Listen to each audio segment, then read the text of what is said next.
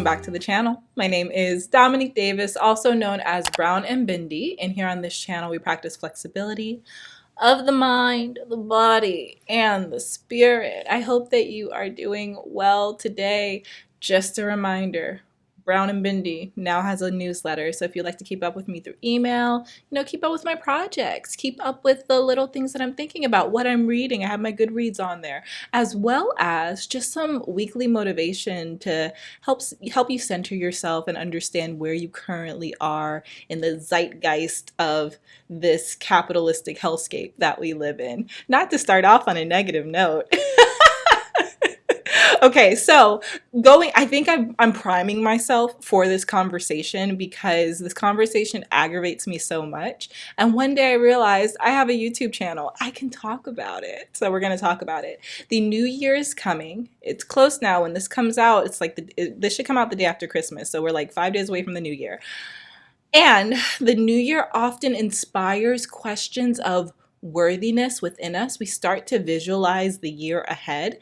And when we visualize, we can start out by dreaming, as we should, childlike faith, dreaming, thinking big. But when we think big and when we start to dream, then here comes that little voice that's like, girl, but can you really accomplish that? Can you really do it?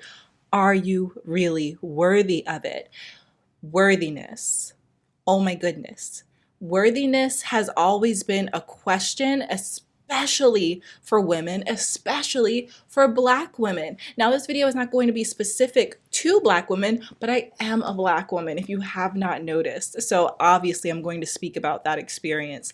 All that to say, I want to talk about this idea of being a high value woman.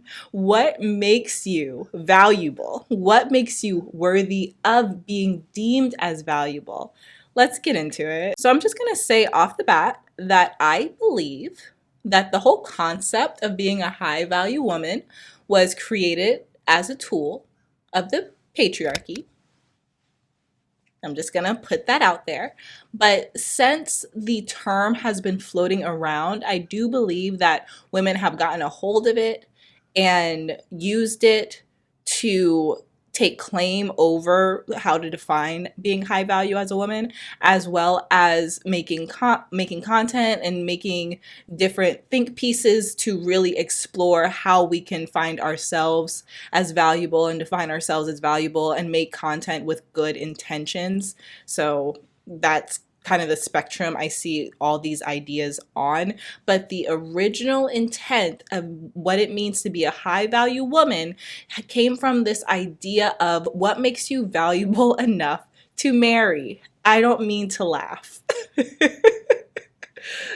I just can't help it. Okay, so the idea of being a high value woman is to look at a female and I'm going to say female in this instance because I feel like it's appropriate in the objectification of women in this whole concept of being a high value woman. But when you look at a female, analyzing her in a way to say what will make her attractive to another man, both physically, intellectually, and emotionally. So when you look at content all over the internet, some content made by men, some content made by women, but when you look at the content all over the internet, it is about how to present yourself as a high value woman. So the different things that you should do with your appearance and how you should be an emotionally high value woman, who you can be for your man that will make you a person, a woman of value. If you're just listening to this, I'm thankful for you because you can't see how much I'm rolling my eyes. When it comes to how I define being a high value woman, the reason that I made this video is because I want to encourage individuals to ask themselves the question, when you think of yourself as being a high value woman, who are you looking to be of value to? Because I personally believe that the concept of being a high value woman was created as a way to convince women that they should idolize men's desires, place the desire of men on a pedestal, and do everything that they can to please the male gaze emotionally. and physically. And when I think of being a high value woman and the way that I would like to put my 2 cents in to change the narrative is looking at this from a literal perspective, value, and understanding that when we shift into being people who are looking to give value, that in turn turns us into people of high value. So instead of focusing on being of value to men in a way where they desire you and in a way where they are looking to be in a relationship with you, instead of focusing on that, can we just focus on being women who are looking to be of value to the people in our lives and to the people that we share a planet with? It brings us to the conversation, who are you focused on being high value to? Are you focused on being high value to a man, or are you focused on being high value to God? Personally, I try to live my life in a way where I focus on giving value. I learned a long time ago that the more value you give, the more value you get. You don't give value to get value, but that's just the way the world seems to work. The more love you put out, the more love that comes back to you. So I live in a way where I frame almost everything I do, if not everything I do, around how can I make sure that I am expressing the love in my heart for the people in my lives as well as for myself. Because us being here is an act of love. Even my business, Brown and Bendy, I run my business in a way where, yes, I think of how I can make money. Absolutely, because we got bills to pay. But I also think about how can I give to the people who are invested in my journey as a yoga teacher, whether it's people who watch my videos, that's you, or whether it's people who come to my yoga classes in person. What can I do to give? How can I put myself in their shoes and think this is valuable to me? How can I give in a way where I know that I am being selfless and I'm not looking for anything in return? Starting to look at my life from that aspect, and also being high value to myself by being able to balance when I am giving to others and when I am giving to myself, to make sure that I am not depleting myself. Because the moment we begin to deplete ourselves from a place of I need to give, we actually start becoming selfish and dipping into ego and saying, well, I have to be selfless. I have to continue giving, to the point where we're depleting all of our internal resources and no longer loving ourselves, which is not sustainable. So it defeats the purpose. What's really disappointing about this entire high value woman movement is that it is so focused on how women present themselves externally. And it's frustrating because trends change so much. Beauty standards change so quickly and so often. So when we go through a phase in culture where we say women must look like this and do this in order to be deemed worthy, what happens when a woman begins to create her identity around that and then the next year the beauty standards are completely different and completely changed? How frustrating is that? Which is why it's so important to remember that our identities cannot revolve around being high value to anyone other than our creator. If we're of high value to the very energy that created us, what else matters? What else matters? I know that everyone on this channel is not a Christian, but for a moment I need to talk about Jesus because he is the reason for the season. Okay. Jesus died already. Jesus died before you were born. It does not matter if you subscribe to Jesus, like, comment, and subscribe to Jesus. No, oh my God, I'm so corny. It does not matter if you are subscribed to Jesus. It does not matter if you worship him. It does not matter if you are a Christian. He already died for you. Jesus already died for you. Before you were born, he already died on that cross. When you were born worthy. No one can take that away. No one can pull that away from you. He already did it, whether you believe it, whether your neighbor believes it, whether Sam, Susan, or Helen believes it, you are worthy. Okay, so this idea that the lashes make us worthy. And before I even get into this list, know that I love all these things, okay? I love all these things. But the idea that the lashes make us worthy, that the nails make us worthy, that the lace fronts make us worthy, that the boob jobs make us worthy, that the butt implants make us worthy, that the six pack makes us worthy, that the college degree makes us worthy, that being popular and having all these followers on Instagram makes us worthy. This idea that all of these external things make us worthy is so exhausting when we were born with the worthiness that we are continuously seeking. And looking to be a high value woman is looking to idolize something that is not God, because God said you were already born with high value. So what are you talking about? Okay, so I don't mean to have this tone in my voice that may come off as condescending. And I do want to say that I'm not looking down on anyone, because I subscribed to this for a small part of my life. And then I was like, this is not sustainable. And it's not fun. It's not fun because you begin to look at yourself so critically. God forbid one of your acrylics pops off and now your hands aren't done. God forbid you can't get your hair done. I saw this thread on TikTok, I think. Maybe it was a video on TikTok and I was reading the comments, and it was about how Black women have a specific type of depression and anxiety when we can't get our hair done.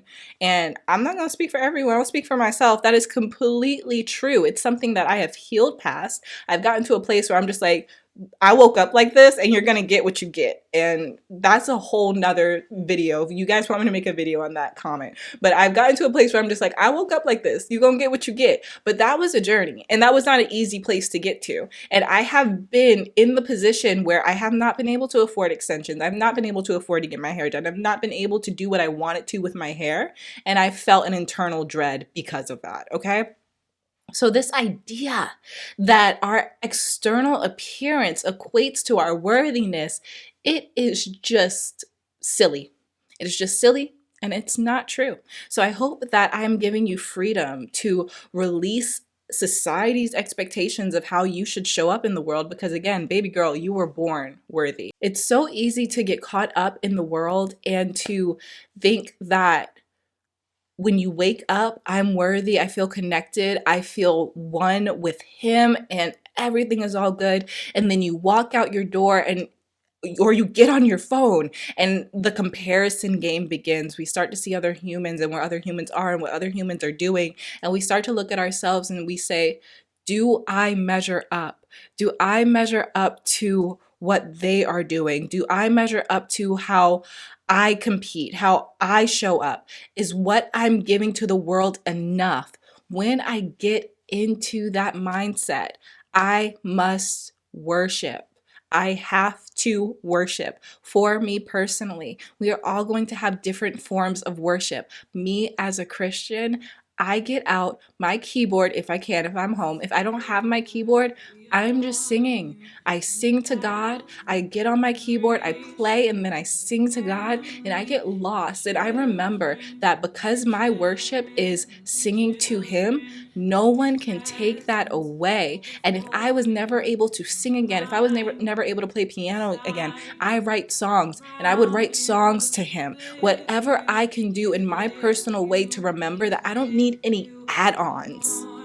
Okay? I am not Google Chrome. I don't need any extensions. I don't need any add-ons in order to be worthy of His love, of His adoration, of prosperity. I don't need anything to be worthy of an abundant, prosperous life from Him. And an abundant, prosperous life comes from connection to the source of our creation and nowhere else. This comparison game of being high value, it gets us confused. It gets us mixed up. It makes us think that we can get the purity of a relationship with God from somewhere else. And it's not true. It's not true. So when I begin to get confused, I go straight into worship. What I do to make me feel closest to Him. That is when I remember that I don't need anything outside of my soul to be worthy of joy, abundance, and peace. Now, you may be saying to yourself, I never discovered my value. Like, that's cute for you, Dominique. You went through your whole journey and figured out that you're a valuable person. Good for you. But I never did that. So what do? I want to be clear with you that this journey is different for everyone. But the one thing that is consistent for every human is that value will never be found outside of yourself. Finding your value is an internal journey, not an external journey. And the more that you sit with yourself and you sit with God, the more that that will be revealed to you. Finding your value is not about adding on, it's about stripping thoughts, ideas, and possibly external things away. It is not a gaining and an adding, it's an unlearning and a realizing. That is how you find your value when you learn to see yourself the way that God sees you. Recognizing your value is what increases your value. So, the more that you learn who you are in Him, the more you understand what your purpose is. And that goes back to our first point about how we're putting value into the world.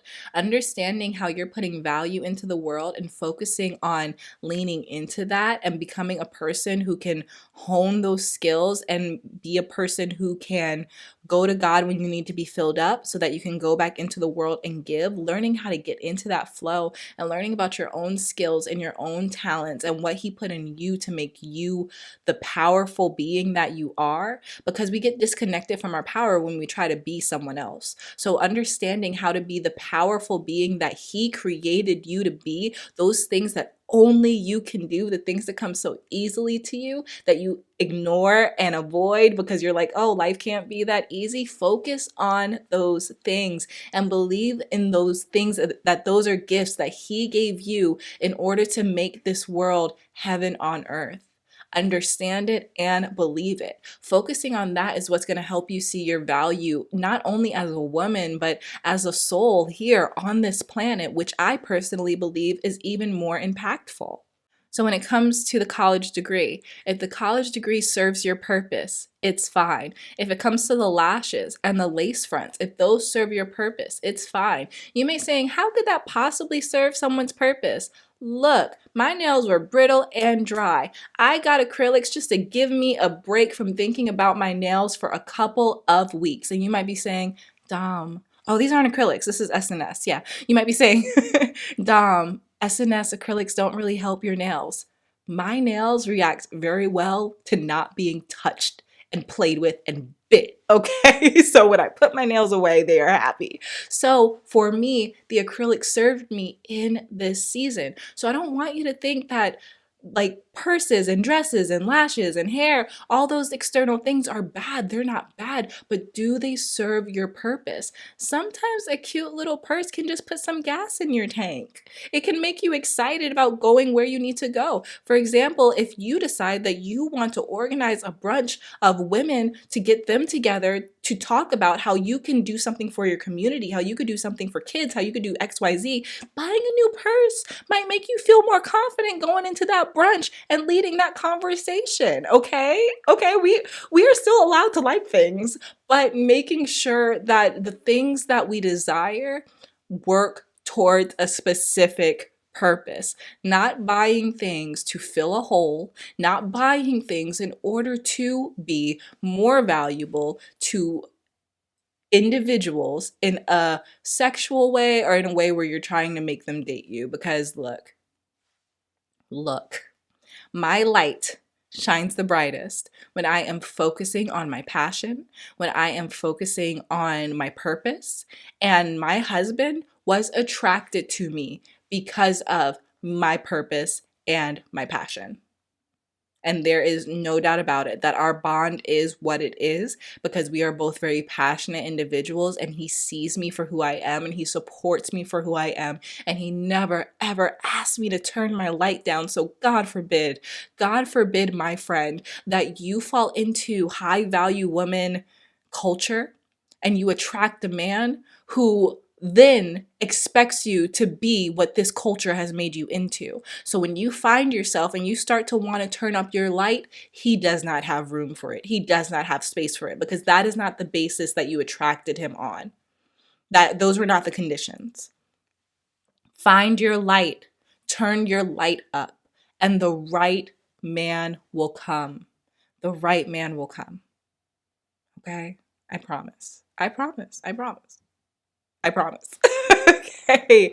I think that is where I am going to lead lead. I think that's where I'm going to leave you for today. I hope that you enjoyed this video because I enjoyed making it. Let me know how I can pray for you. Leave it in the comments and I will add you to my prayer list and I will go to Jesus for you and talk to him about whatever you're going through. So please let me know how I could pray for you in the comments. Again, we have a newsletter. If you would like to keep up with me through email, if you're an email girly, go ahead and sign up for that. The link will be in the description box. Okay, yeah, so if you like this video, make sure to give it a thumbs up because that really helps me, that really helps the video in the algorithm and lets other people know that this video is valuable and that they should watch it. Also, if you'd like me to talk about anything specific, excuse me, if you would like me to talk about anything specific, leave a comment in the comment box and I will look at those comments and see what kind of subject matter I can put into my videos that aligns with any questions that you may have. And finally, please make sure that you like, comment, and subscribe so you can be notified when I come out with a new video. I'm obsessed with you. I love you, but Jesus loves you more. He does. Okay, see you later.